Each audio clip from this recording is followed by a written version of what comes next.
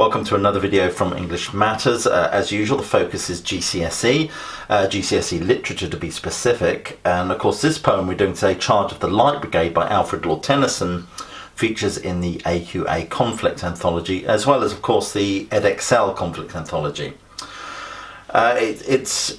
You need to think about a bit of contextual framing. I know the focus is on language, form and structure, which is of course what we're going to do here, but you need to think about some contextual framing as well, which I'm going to give you with this poem. As always, this works best if you have a hard copy of the poem and a pencil and you annotate the poem as we go through it. That way you have a wonderful resource for revision. Now, this poem was written inspired by a newspaper report really about the Battle of Balaclava in 1854, which was part of the Crimean War. It was a war against Russia. The battle took place on the 25th of October 1854.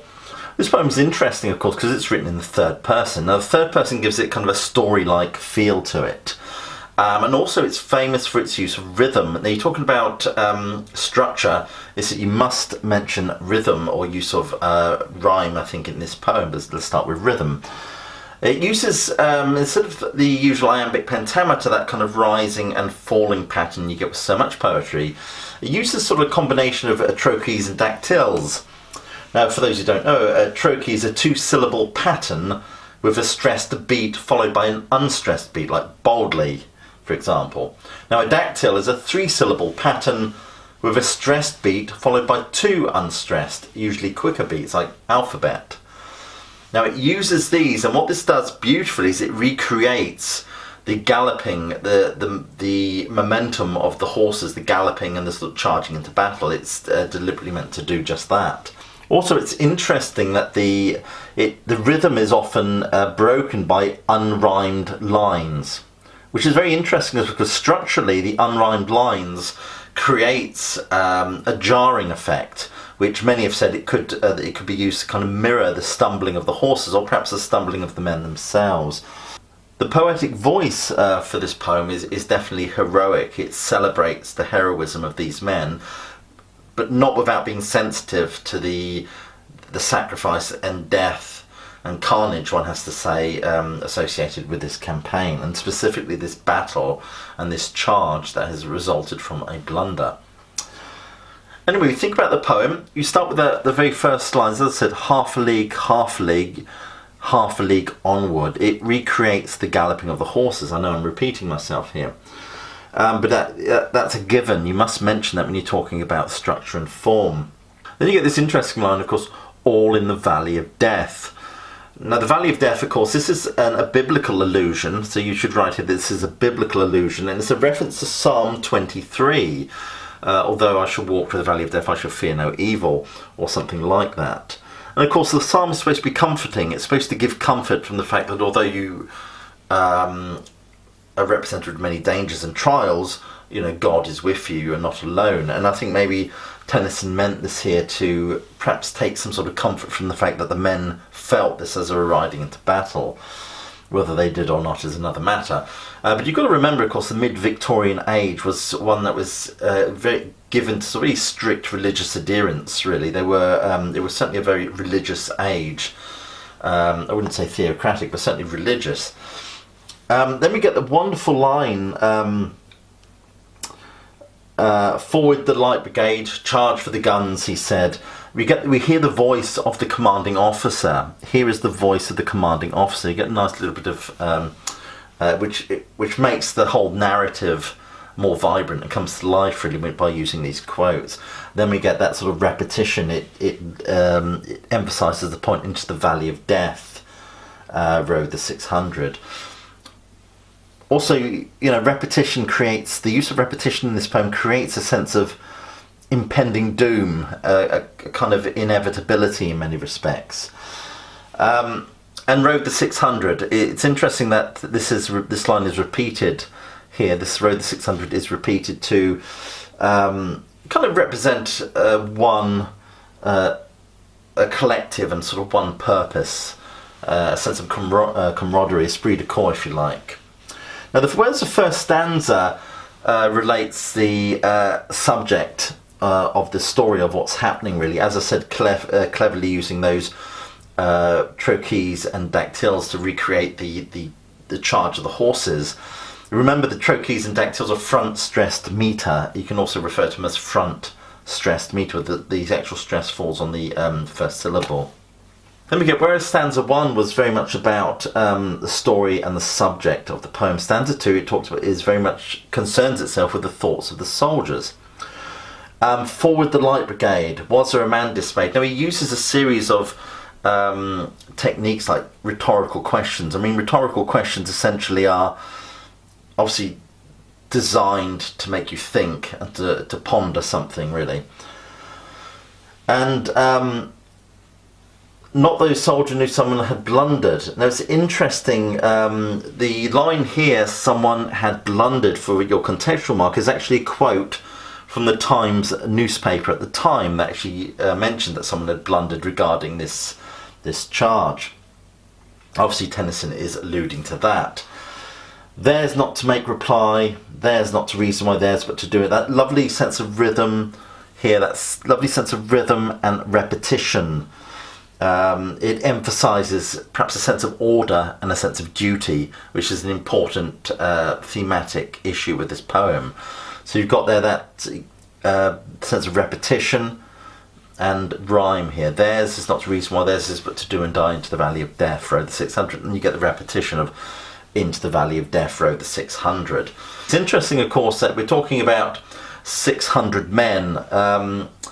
In fact, 670 men charged into 670, and I think about 270 actually returned home. So it gives you an idea of the sense of slaughter here, or the sense of sacrifice.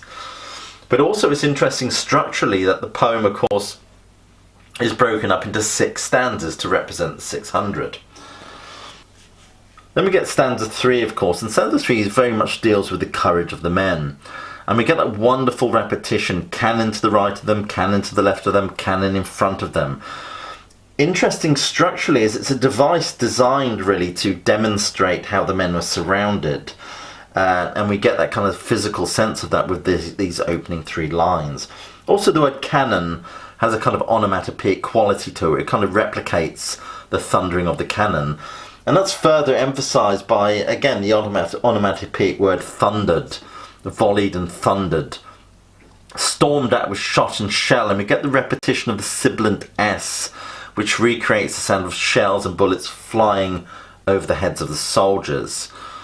Boldly they rode and well. This shows a sense of courage, and it shows the poetic voice here, as I think I've said, is certainly one that admires the sacrifice for the men. Emphasised, I think, by the adverb boldly they rode and well, into the jaws of death and into the mouth of hell. And of course here, into the jaws of death and into the mouth of hell, death and hell are personified, and they're personified very much in the tradition of sort of Dante's Divine Comedy or even Milton's Paradise Lost. It certainly would have resonated with a Victorian audience, but it has a nightmarish quality, again emphasising the bravery of the men, and it's supposed to be juxtaposed, of course, with the Psalm 23, into the valley of death they rode the 600. It ends again with rode the 600. And the reason that each stanza seems to end with rode the 600, it emphasises, I think, the courage and the sacrifice of the soldiers and the unity of the soldiers as well. Stanza 4, it's again, it has some interesting features. Move that up. Flashed all their sabres bare, flashed as they turned in air. The words flashed here almost recreates the picture in the mind of the sunlight flashing on the steel, the swords, which creates a very dramatic image, especially when combined with the rhyme of bare and air, the full rhyme. Sabring the gunners there. Now sabring is a lovely verb to use. Sabring, very dramatic and heroic, and also reminds us, of course, that the troops, the cavalry had only had swords, and they were up against guns and cannons. The Russians, guns and cannons, and they went in with swords. So as you can imagine, the carnage was great, or certainly significant. And of course this stanza is very dramatic and it has a sense of action. And that's recreated as well by the starting the lines with verbs. For example, sabering is a verb, it's a very dramatic verb as well. And of course, charging, plunged, very dramatic, violent verbs which denote action. All the world wondered is a lovely line, of course, here. Now this is kind of a double meaning, because one is, it could possibly mean that wondered about the fate of the soldiers, but also wondered why they were sent on this suicidal campaign. So it has a dual meaning here. Plunged in the battery smoke right through the line they broke. It's very heroic, very dramatic use of language here. Cossack and Russian reeled from the sabre stroke. This very much deals with the sounds and the actual action, or the actual conflict and battle itself. Shattered and sundered. The sibilance here has a violent, almost visceral quality to it, especially the stanza, as I've said. Then they rode back, but not the 600. Interesting way to end this stanza. First time we emphasise the loss of men here, that they all didn't make it back. But the use of not here at the end breaks the rhythm of the line. It causes a stuttering effect, which perhaps reveals the emotions of the poet, where he and also the reader as well. It's designed to break that rhythm for that specific reason. And then we get that repetition again, don't we? Cannon to the right of them, cannon to the left of them, cannon behind them. But this time, of course, the soldiers are actually retreating.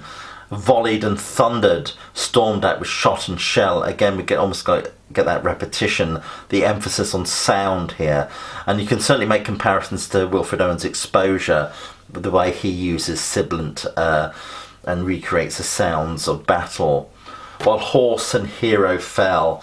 And I love the repetition of the H here, horse and hero fell. It creates almost gasping, an exhalation of breath as the horse and hero fall and are lost to the battle. They that had fought so well. Interestingly, rhymes fell with well as well. I think it's emphasising again the sense of admiration he has for the poet. Came through the jaws of death, back from the mouth of hell. Again, what I've also said about this very nightmarish imagery created. There isn't a lot of imagery in this poem, but this is certainly poignant. All that was left of them, left of the 600. Then we get a rhetorical question, which is very much deals with the legacy of these soldiers, the legacy of the battle, really how they will be remembered. When can their glory fade? Oh, the wild charge they made, all the world wondered. Honour. Then you get this series of imperatives here by the poet, where he instructs us more or less how we should feel about these men. Honour the charge they made. Honour the Light Brigade, the noble 600. Lovely adjective here to describe them, the noble 600. So there we have the 6 stanzas representing the 600, the glorious noble 600. Of course, if you are writing about form, it's interesting to write and structure. It's interesting to make these points. Also, obviously, as I've said, the poem is written in the third person, which gives it a story-like quality. But if you are writing about form, you must remember that this is a narrative poem. In other words, it tells a story. But it also is an elegy. It's an elegy to the sacrifice and loss of these men, so that's also worth remembering. So also interesting, of course, the poetic voice is, as I've said, is heroic, and there's a sense of admiration expressed. But of course it's still sensitive to the fact that these men were lost due to a military blunder in many respects. It still instructs us to honour these imperatives, to honour the charge they made, honour the Light Brigade.